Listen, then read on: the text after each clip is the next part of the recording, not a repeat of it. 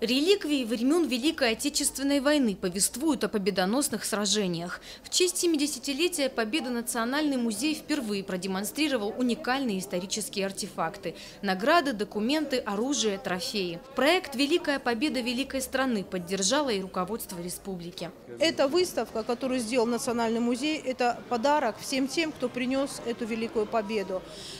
Фонды Национального музея хранят несколько тысяч уникальнейших, скажем, раритетных и таких вот ценных для нашей страны материалов, которые рассказывают об истории Великой Отечественной войны и о ее участниках, потому что ведь не будь человека, не будь человеческого фактора, эта победа бы не состоялась. И не будь той огромной, мощной страны, которая состояла из многотысячного советского народа и представителей 15 республик, в которых было несколько сот различных национальностей, победа это была бы невозможна.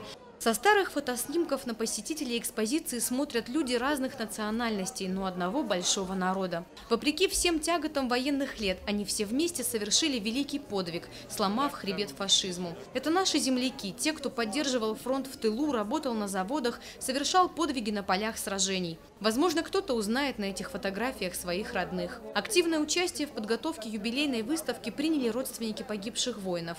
Они передали в архив личные вещи героев. Украсили торжественное открытие экспозиции выступления школьников. Детей внезапно охватил испуг, прижались к матерям, цепляясь за подолы. Ребенок, мальчуган больной, головку спрятал в складках платья, еще не старой женщине. Она смотрела ужаса полна.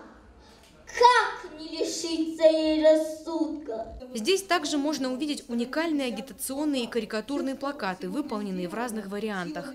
Времени на то, чтобы посмотреть исторические экспонаты, предостаточно. Выставка «Великая победа великой страны» в Национальном музее продлится до конца года. Залина Губурова, Мария Авагян, Евгений Маркин, Осетия ТВ.